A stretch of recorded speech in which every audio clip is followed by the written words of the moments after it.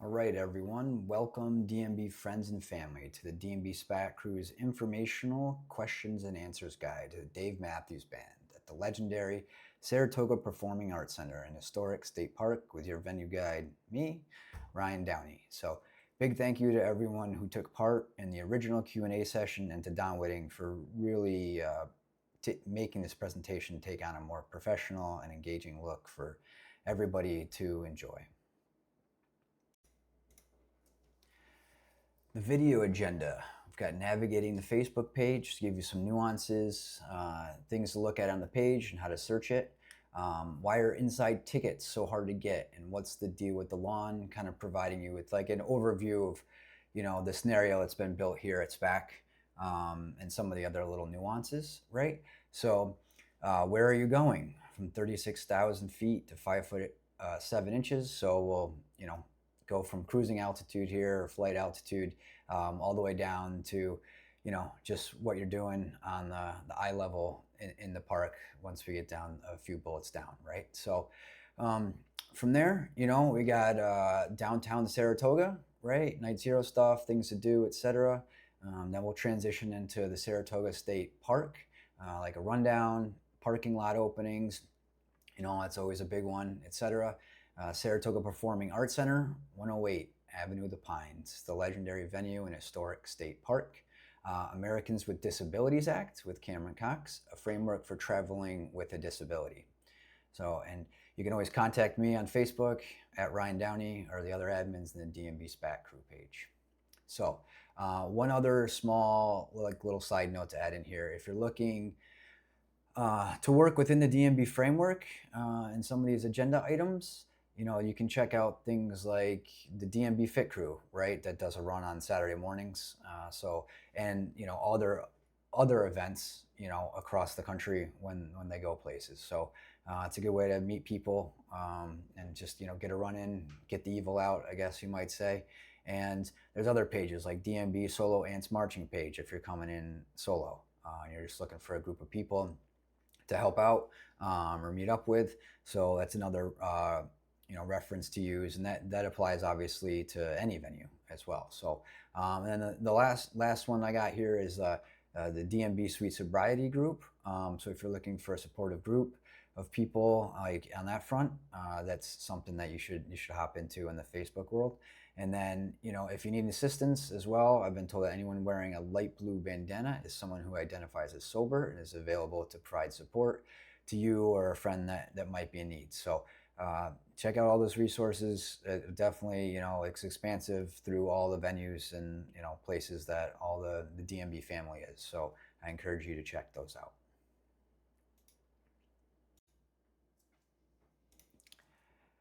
All right, navigating our Facebook page for the DMB SPAC Crew. This applies to many other Facebook pages as well, right? So what do we have here? We've got your discussion, threads, where, I know everybody pretty much has this all figured out, right? But important other tabs are the featured, right? You can find somebody like me posting in here very important information like when the lot's open. We'll get to that. Member section, not a huge deal, although this does allow you to figure out who your admins are for the group. Events, right? Upcoming events for this year, since I'm doing this in 2025, we got Tim Britt at the Spa City Tap and Barrel, Rob Messina at Harvey's for Night Zero stuff. So you can find information there. David Eriks, but I'll go over this in a little bit. Anyways, there's the events section. We got media, not as big of a deal. And then file section. We've got a DMB at SPAC Saratoga info and links, which is a ton of information. Just click on it, download it. It's obviously not going to have everything in every nook and cranny of Saratoga, but it's going to give you a pretty good overview of what you need, right? So on top of navigating the Facebook page, it's like, let's give you the 3 primary links here, right? We got Visit Saratoga, which is saratoga.com, right? This is a very good generalized website to use for the Saratoga area, what to do, what you're looking for.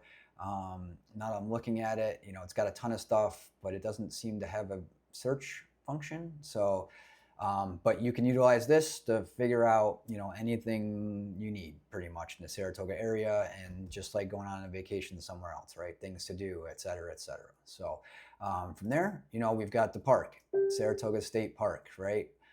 Parks, Recreation, Historic Preservation. They got your links on the side, maps, other things, information on the state park. From there, you can also download the New York State Parks Explorer map. If you're not a New York State resident, since I know a lot of you come from all over the country, right? This is a thing that you can utilize to take a look at all the mobile aspects of the Saratoga Spa State Park.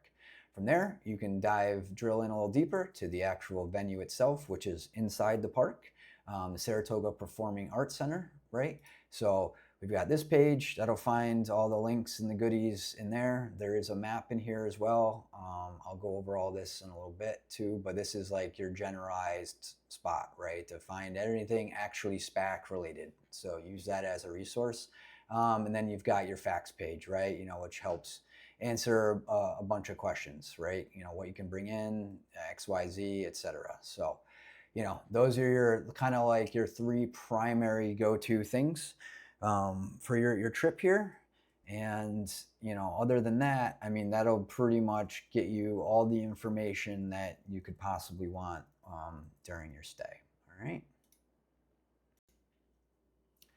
I decided to make this the second bullet on the agenda just for a few reasons, right? Honestly, one of them was to just get kind of the negative aspect that SPAC floats around with SPAC out of the way, which is, well, that and to, give people answers to like the why. Why is it like this at SPAC? Well, what's all the talk about the lawn and inside, and why are inside tickets so hard to get? And obviously, what's the deal with the lawn? So, with that said, there's a multitude of answers to this, right? It's got a great historical nature to it.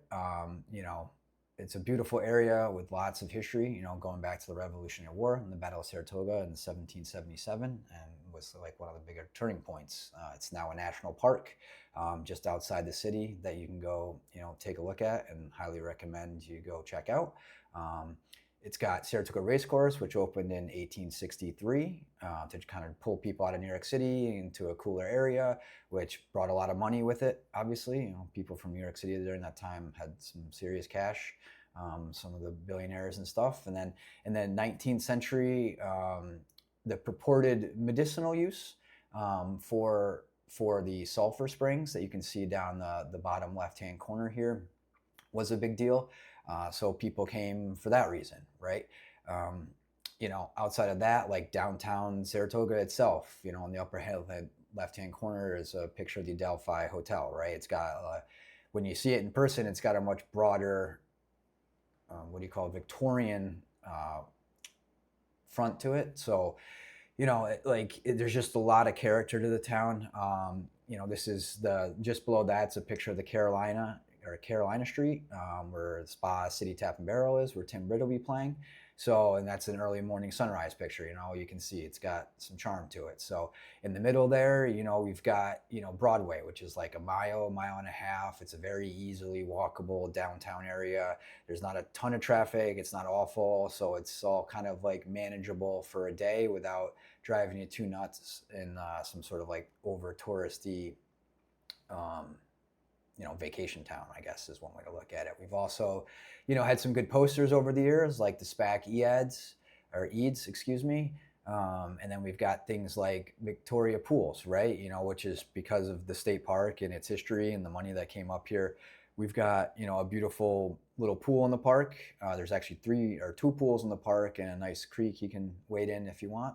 And that Victoria Pools, actually you can get drinks and food there as well because there's a restaurant. So on top of that, right, we've had two legendary performances kind of because of all this, two that have made it to the live tracks, which is the June 8th, 1996 show and the August 29th, 2000 show, which was my first show and really turned me into, the DMB fan I am today, I guess. So I got super lucky on that part, and I was inside for that show, which is even crazier.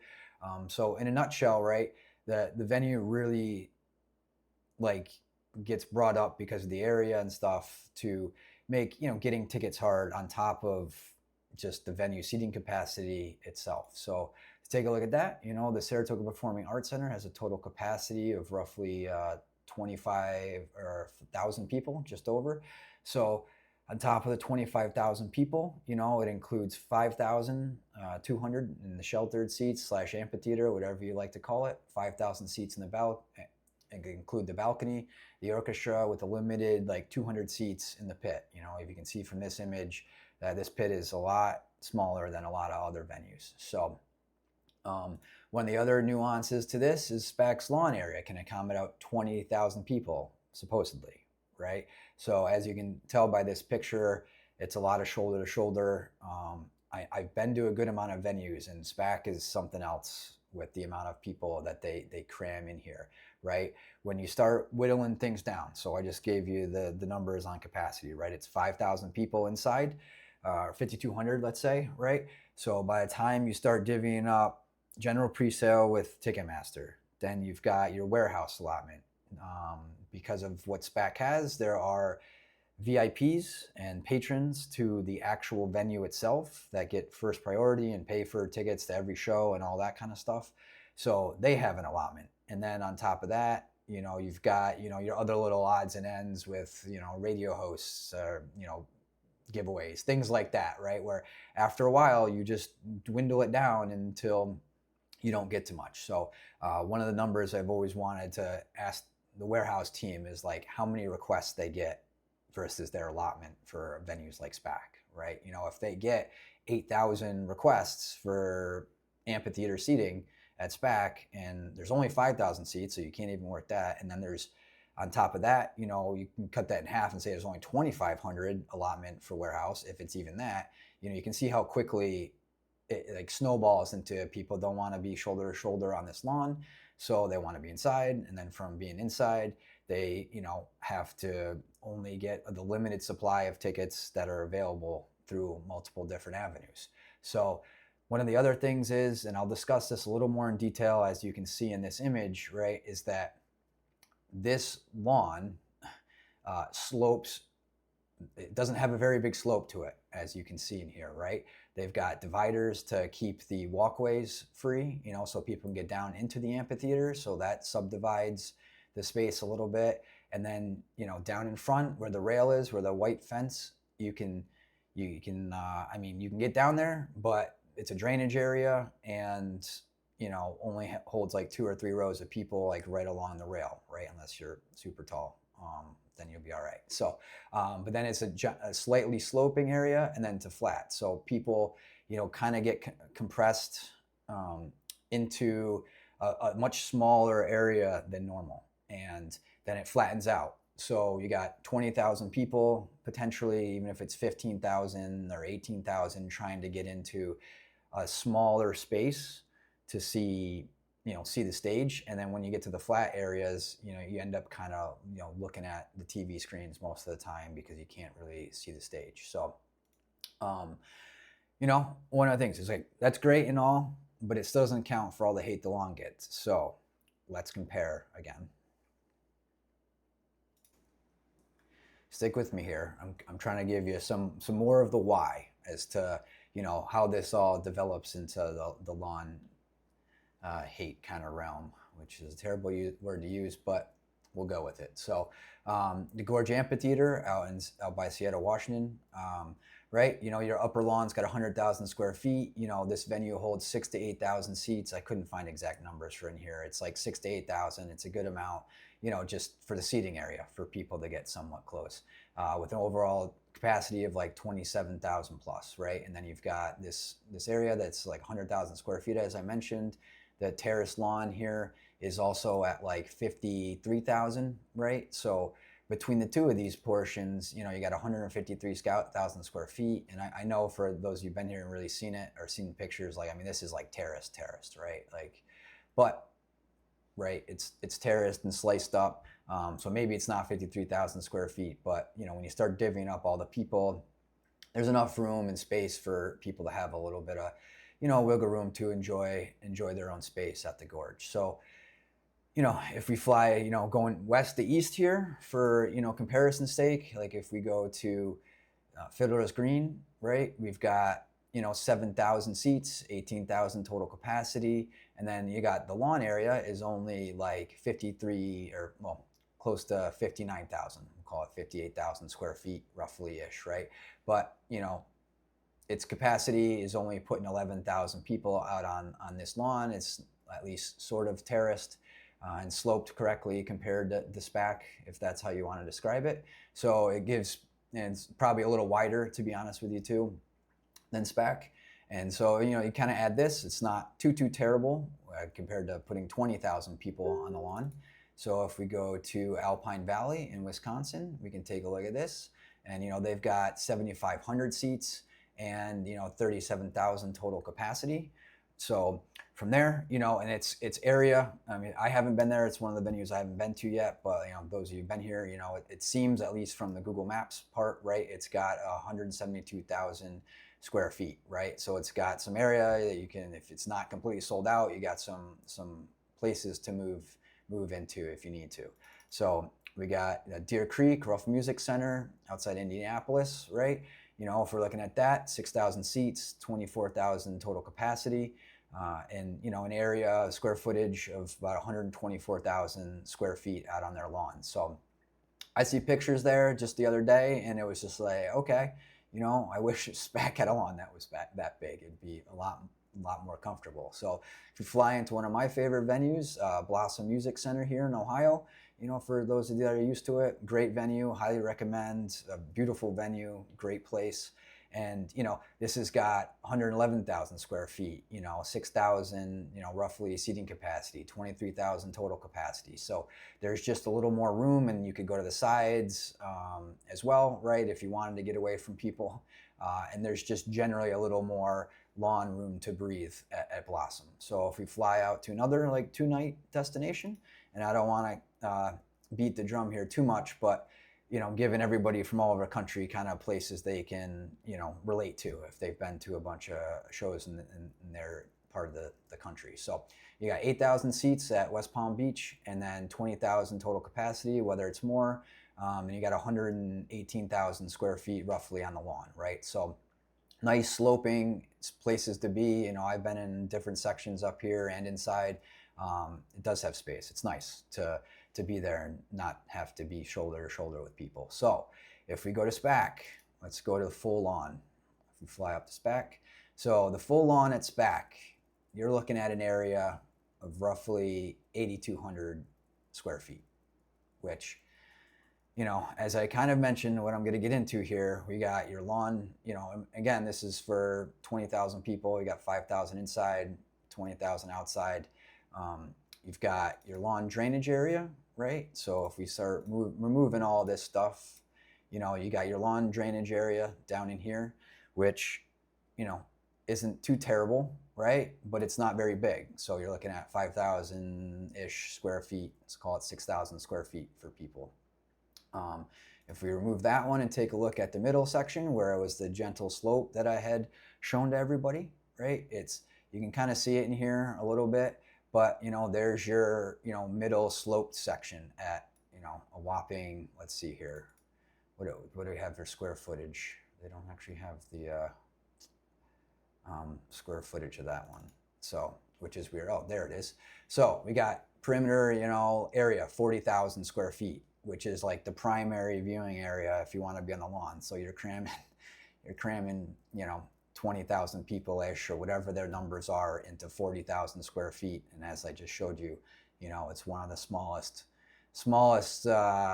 strips, I guess, in the whole country potentially, you know, out of venues and, you know, matched up with capacity size. So from there, if we go to the top of the lawn, right? So the top of the lawn is flat, you know, that's one of the problems. And you kind of end up looking at the screens because, especially if you're in a lawn chair, you can't really, you can hear the sound very well, but you just can't see the actual stage itself. So you end up looking at the screens. So, and again, the key part here is that it's flat, you know. So from there, you know, we can also add in the family area, which is up to the top corner here, which, you know, is nice to have. But again, you know, you got some TV screens here, also unfortunately near the bathroom. But if you do, you know, are bringing your kids, you know, and you want to allow them to kind of do their own thing, this is an more open area that, you know, you could utilize if you didn't want to bring them into the mix down here. So, but again, if they're engaged in the music and that's what they want to do, you can, you know, be more than welcome to bring them in, but providing options for families, but also giving you an idea for people who might just get a lawn chair and just want to hear and like watch, but don't need to be close and, you know, crammed in with a bunch of people, you know, the friends and or the family and, you know, lawn chair area is here. So when you start, you know, putting all the pieces together, right, you know, you got 3 different areas. It's something else. So that's kind of the general gist on, you know, what the lawn is like at SPAC and kind of the why answer to, you know, what the deal is with the lawn.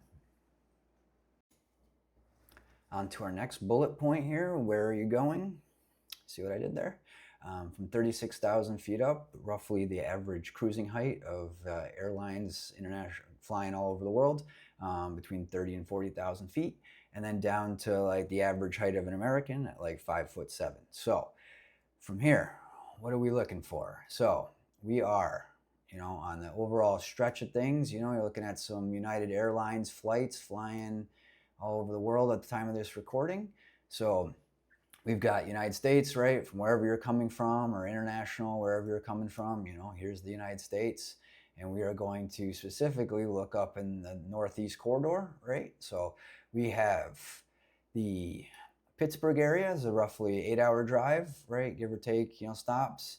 To the west too, we've got Buffalo at roughly 4 hours, Rochester at 3 hours, Syracuse at 2 hours, Binghamton probably 2.5. So, you know, Philadelphia probably in the 4-hour range as well, maybe a little more, 5. And then, you know, the New York City area, right? You're looking at New York City being like 3 hours, 3.5, you know, plus traffic, you know, and how you hit that. So Hartford, Connecticut's an option. I think they're about 2.5 hours to Albany. So, and then Boston to the east, right? You got them at about 3 hours if you're flying into there. So, you know, plus traffic, you know, depending on how things are on the highway. Burlington, great place to stop if you're looking to add some extra more time to a vacation. It's only 2.5 hours. Beautiful, beautiful area, nice little town or city, just like Saratoga Springs.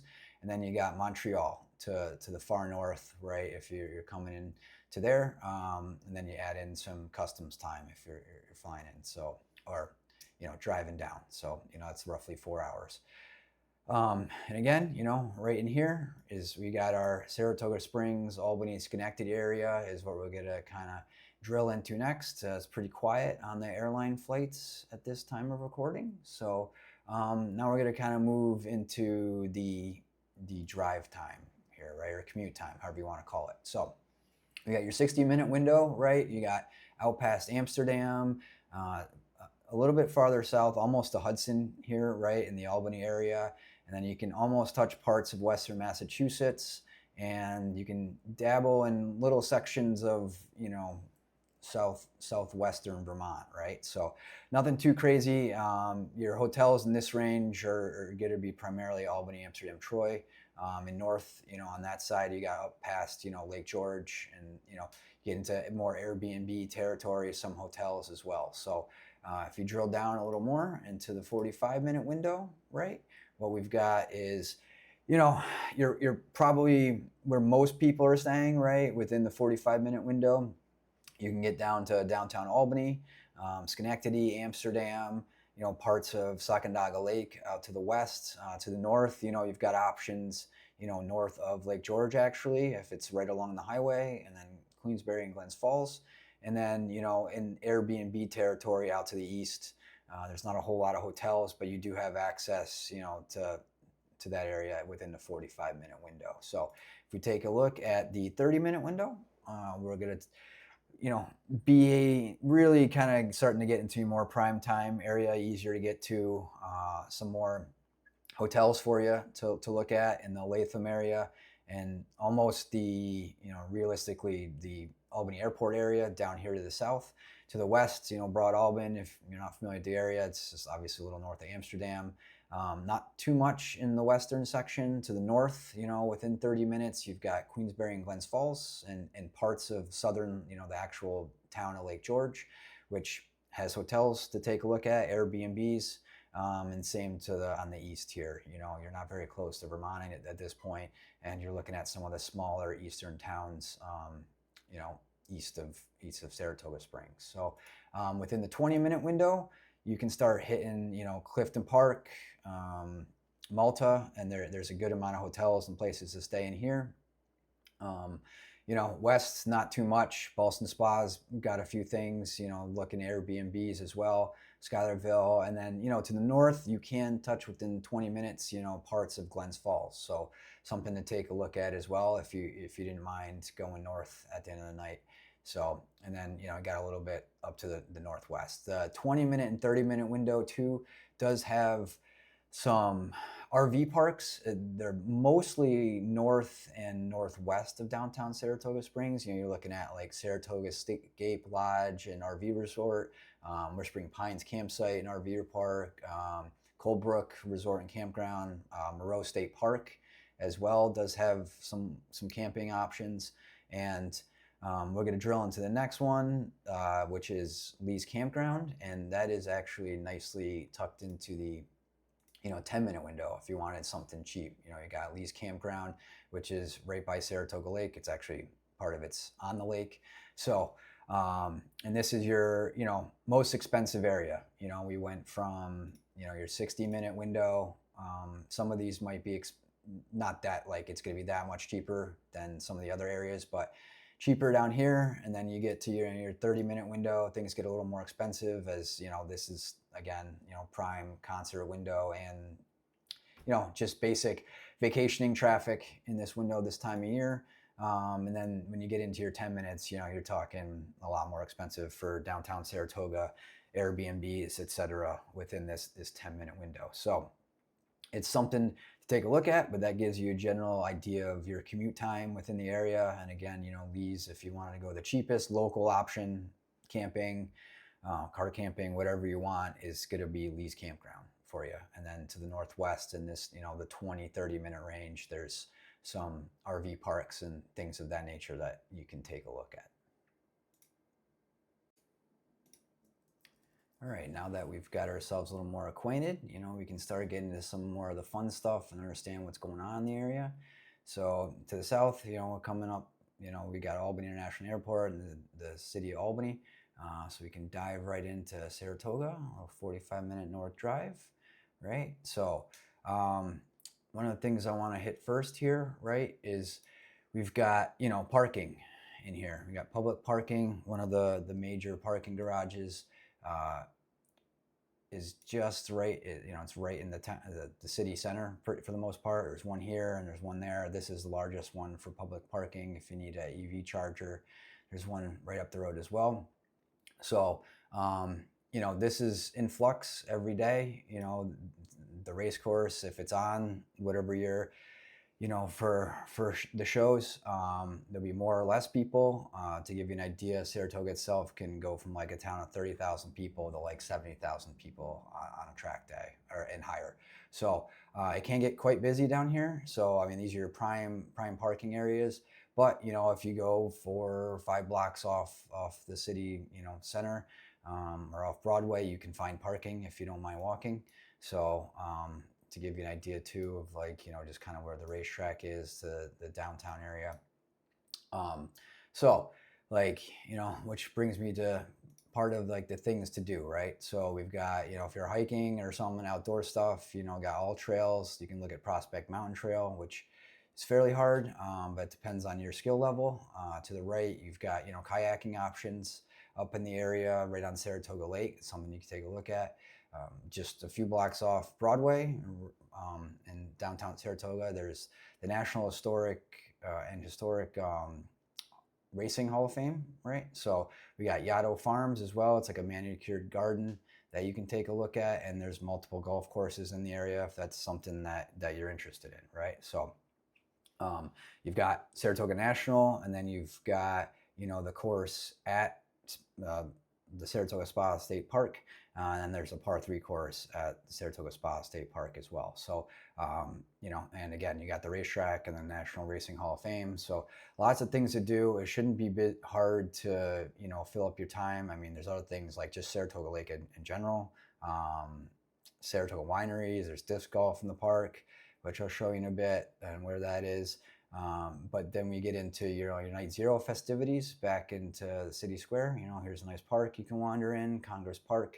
And then we've got somebody like Tim Britt playing at Spa City Tap and Barrel, right? And then you got, usually he plays at like 6-ish. And then Harvey's Restaurant and Bar, starts at like 8-ish. Check the Facebook page, right, and the events tab as I went over, and see exactly when they're going to be kicking off.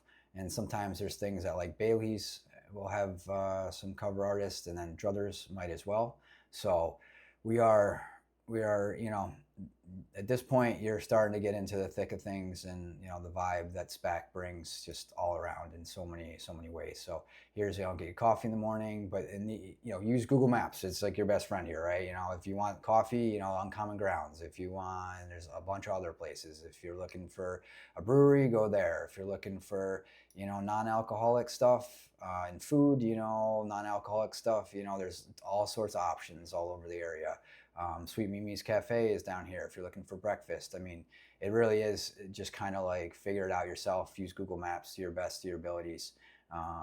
Pre-plan, depending on the year too. And I mean, to be honest with you, making reservations is probably the way to go for places that take them.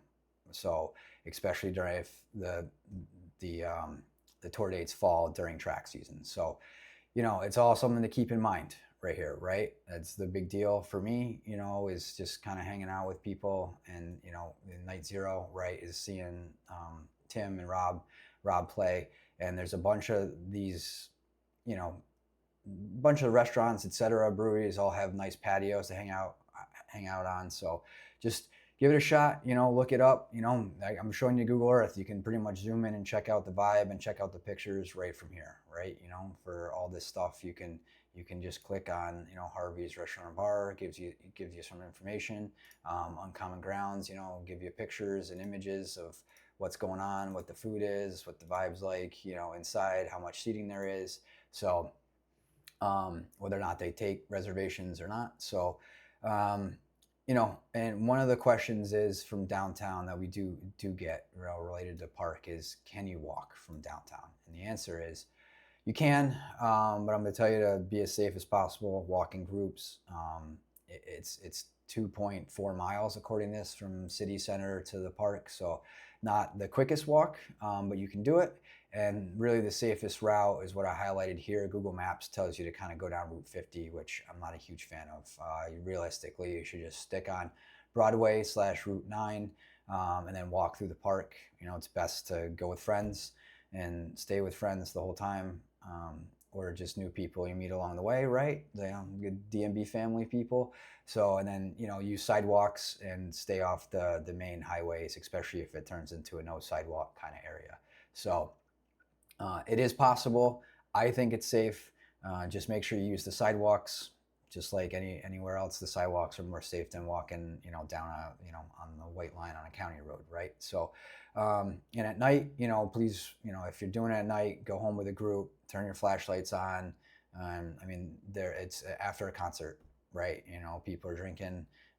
It's just regular nighttime traffic as well. So, it's ideal to have flashlights on, stay on the sidewalks, and go from there, right? So, and you can also bike to the park if you were somewhere. You can just bike. There's a bike lock you can set up for. There are CDTA like rental bikes if they're available. You could take those and make your trip faster. So there's lots of options. And then on top of that, getting to the venue itself, right? You can take an Uber and Lyft. They do operate in the area just like any other concert, right? They're going to be, you get to your 12 to 3 o'clock window. It's going to be pretty basic to get to the park or to, wherever you're going. But if you look at 3 to 5, it's going to be more expensive, maybe harder to get a lift. And then by 6 o'clock, right, you're looking at, more expense and, hitting more traffic coming in. So one of those deals, pretty basic. Nothing's different here than other concert venues, but Uber and Lyft is available. And there's a drop-off location in the Route 50 East lot, if that's where you're headed. So, there are options, and do what you need to do to get yourself to the show by 7:30ish. All right. Now that we've gotten a little bit acquainted with downtown Saratoga, things to do, again, Google is your best friend, for finding a lot of these, putting all the parts and pieces together if you're not familiar with the area. And even people like me, I'm familiar with it, but I look stuff up all the time to see what the best options are, food, drinks, etc. So what we do is zoom out a little bit and start heading south to where we all want to go, the state park and the venue, right? So if you scroll out a little bit, you've got your 4 primary entrances and exits. If you exclude the Route 50 parking lot areas, which I'll talk about in a bit. So to the west side, on the Route 50 Boston Spa side, I'll just call that pretty much the Route 50 from now on. You got your Route 50 Boston Spa east to west entrance road that runs through the park, easy access to a bunch of the pavilions on that side. And then you've got on the east side, you've got US Broadway. East-west road entrance is one of the primary entrances that people coming off 87 and exit 13 will hit. So it's going to be your probably most trafficked entrance for the most part. And then to the north, if you go a few minutes north and you want a nice drive, at some point down the Avenue of the Pines, here's your entrance, right? US Broadway and US 9 Broadway and Avenues of Pines entrance. And then you can go into the Route 50 Avenue of the Pines entrance as well. And as you can see, tucked in here, there are 2 CDA bus stops. I mean, maybe the best option is take a bus if you can figure it out and get dropped off, and then make sure you safely cross. Use all the buttons and things like that. So. And then your other, I guess, entrances, you could call them, would be, your Route 50 West lot, and then the Route 50 East Main lot, as well as the Live Nation Premier Parking lot. So the Uber and Lyft drop-off part will be here as well. If that's your marker, I mean, maybe you can get them to drop you off, or them to drop you off in some different places in here, depending on where you want to go, right? But that's the Uber, Lyft, arrival, departure, drop-off, taxis, etc. So, but I'm going to swing back down south here and take a look at the Carlsbad lot. It's the farthest to the south. It's farthest from the venue, but longest walk there, longest walk back. But to be honest with you, if you get stuck in traffic somewhere, by the time you get back to here, and if you head out left and then take another left or even right, to be honest with you, at times, it's kind of the easiest way to get in and out, and easiest in and out of any of the lots. So Peerless Pools is very similar. The right-hand side, you might get stuck heading, with traffic going this way. On the left-hand side, if you can get out and head out the same way to Route 50 and head south, back to Albany, or Clifton Park, Malta, Boston Spa area, it's the fastest way out. So outside of that, you can go right. I mean, there have been years where I've parked in these lots and quite literally been in downtown Saratoga after I get to my car in 15 minutes. So it can be pretty quick. And like many places, right, like the closer you get to a venue and, the harder it is to get out.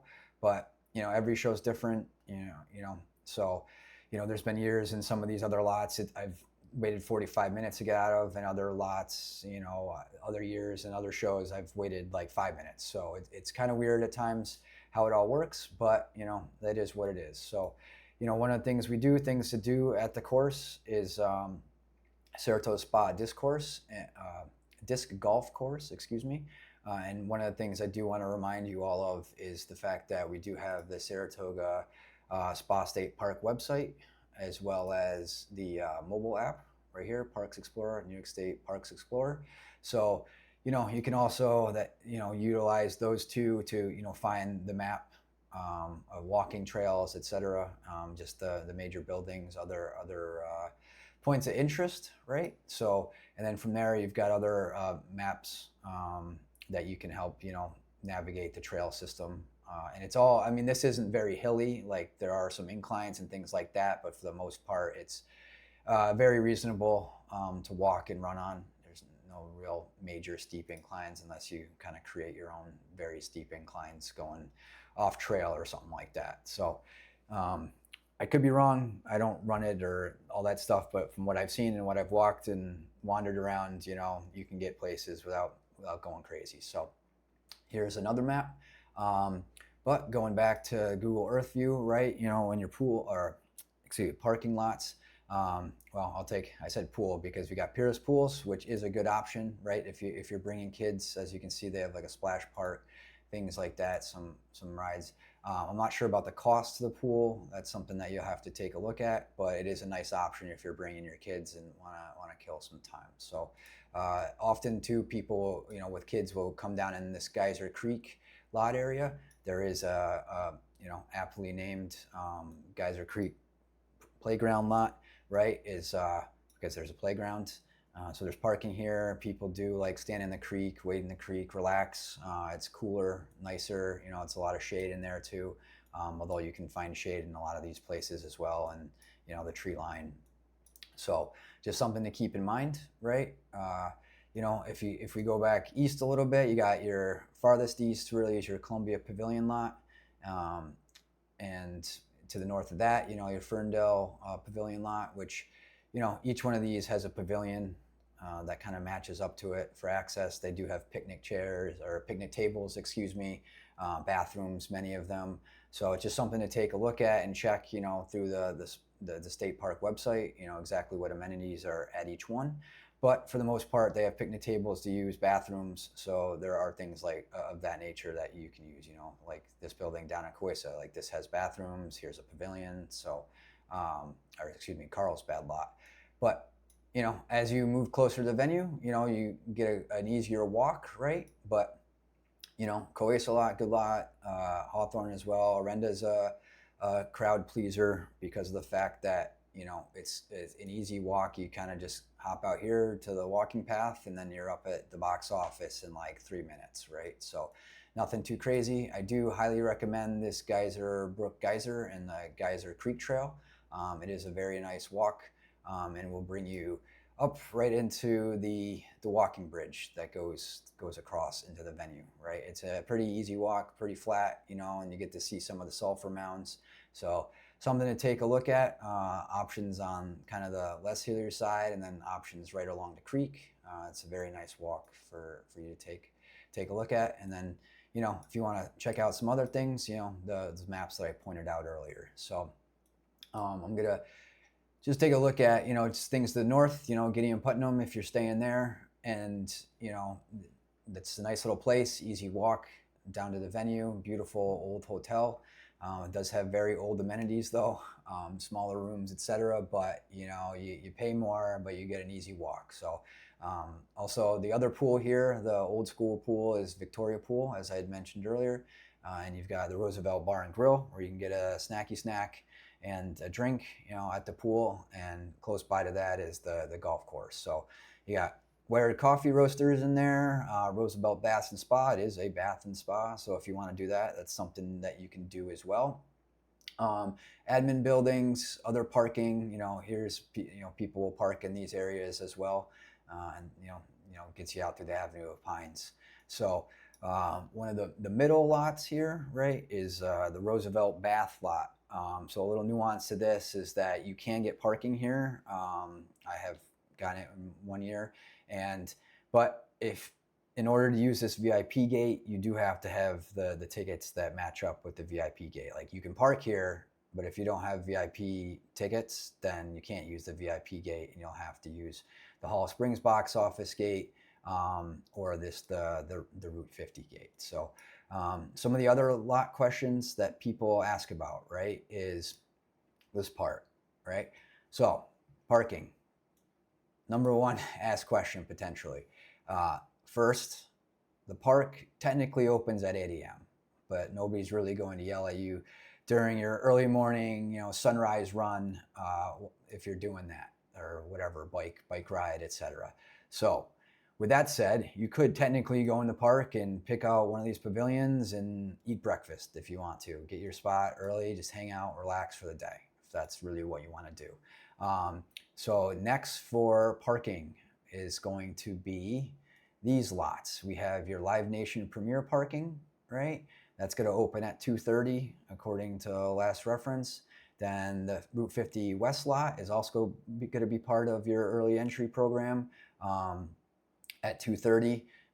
So those are your options. If you're coming from the west lot, you park in here, use the pedestrian bridge. The police aren't going to be very kind to you if you try to cross the road while there's traffic and other things. Just use the pedestrian bridge. Just a lot easier. So these two, your early entry, Route 50 West lot, and then your Live Nation Premier lot. Then the next part in line here would just be your Route 50 East Main lot. Would be like 4:30ish, 4. It's probably, they might let you in people in a little earlier to each of these, just depending on how much traffic starts backing up in the area. But the police and security will take care of that nuance of the day. So those are your big things. Again, the park opens at 8. Really, you can go and eat breakfast at any of these lots within the park. These are like more Live Nation parks, right? Or parking areas. So, those open at 2:30 and 4:30 respectively. If you have handicap access parking, there are in each of these lots, as you can see at Arenda, there is handicap parking access. But they do have it here as well on the Live Nation Premier parking side. So it's just something to keep in mind. One of the other things here, I mentioned it a little earlier, but the Hall of Springs side does have its own entrance, right? So you got your Route 50 main side and you got your Hall of Springs box office side. They do have tickets and things here at this box office, but if you need artist will call, things of that nature, this is your box office to go to. This is the Saratoga Performing Arts main box office, Route 50 side.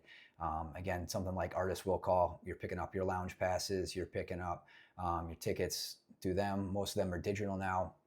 But especially if you have your lounge passes, this is where you're going to want to go to, give them your ID and give them, artist will call, snag the lounge passes. So if you have other things like patron entrance, right here, this is a different type.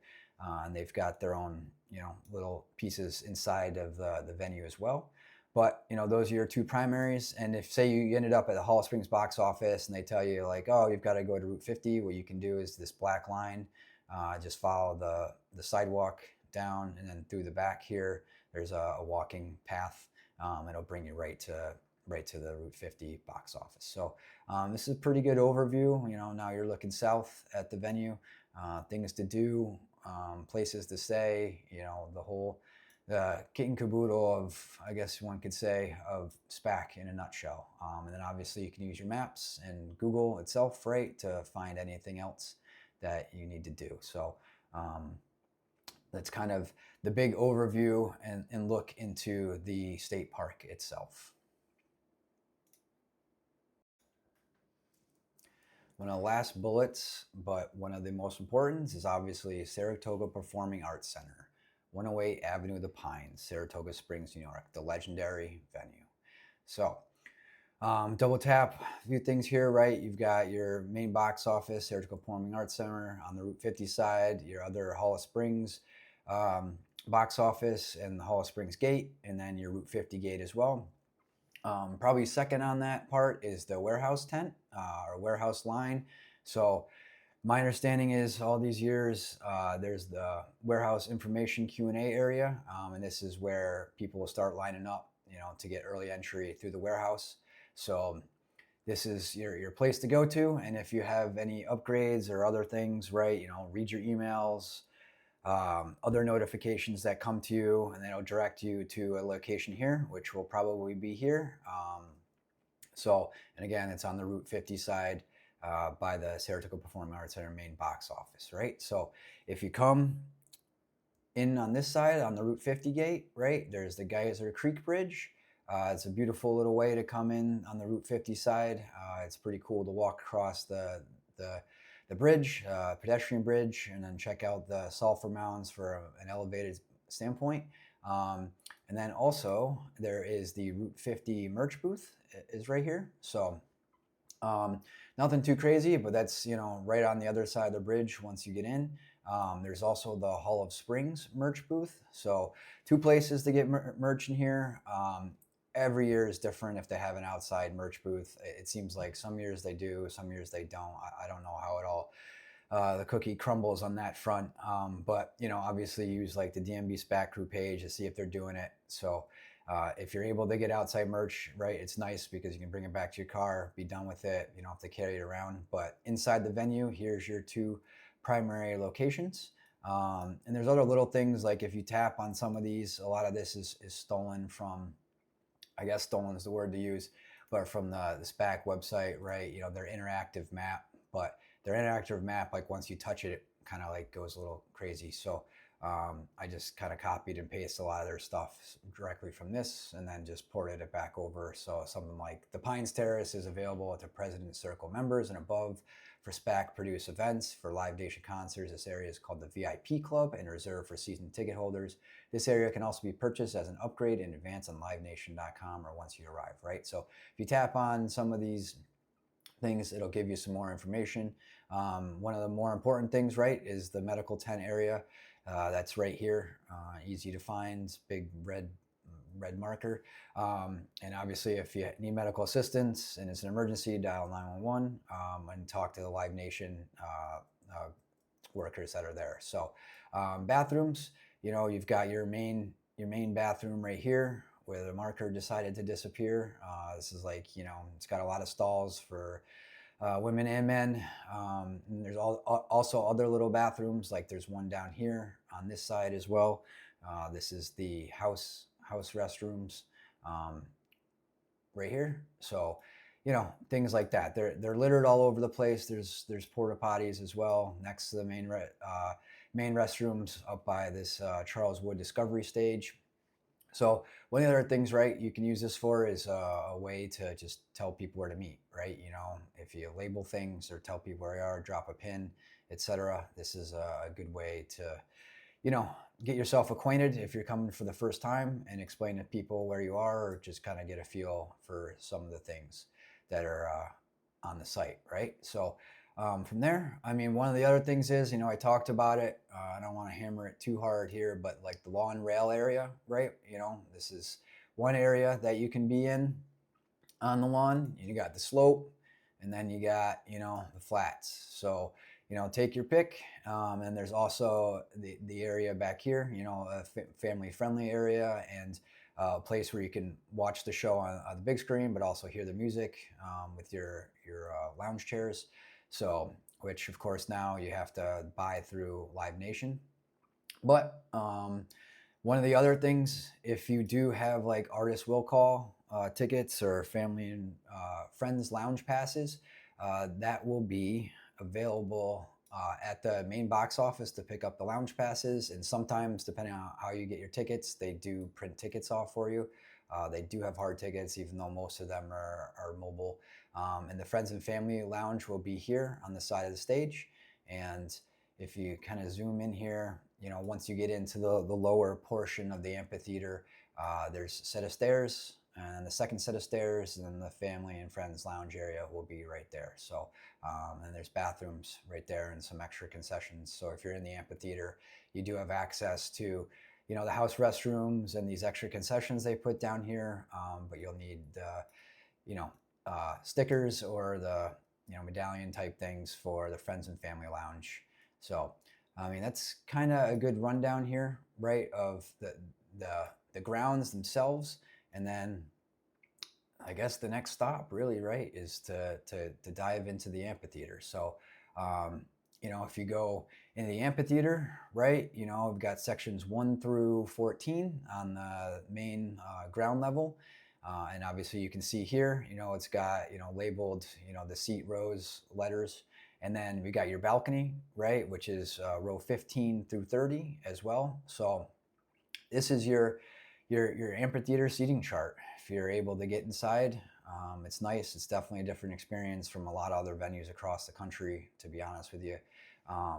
And just everything about it is a good time. So being inside and how loud it can be inside, how hot it can be, how loud it can be is definitely something else. And there is a website out there. This is called Virtual Media 360. And it's actually a way to see what your where your seats are. So if you click on some of these dots, you can see what the perspective is from that area where your seats are. So it is pretty cool. It's old. It was done and it's still floating around. So it's just something to check out, right? So for the most part, there's your rundown on SPAC and, kind of all the nooks and crannies of it. And, if you need to reach out to me, feel free. And one of the last bullets here, right? Facebook, DMB SPAC Crew, Ryan Downey on Facebook. And I hope you guys enjoy this. I hope you enjoy the show and, that this is a valuable resource for you. All right. Enjoy the show.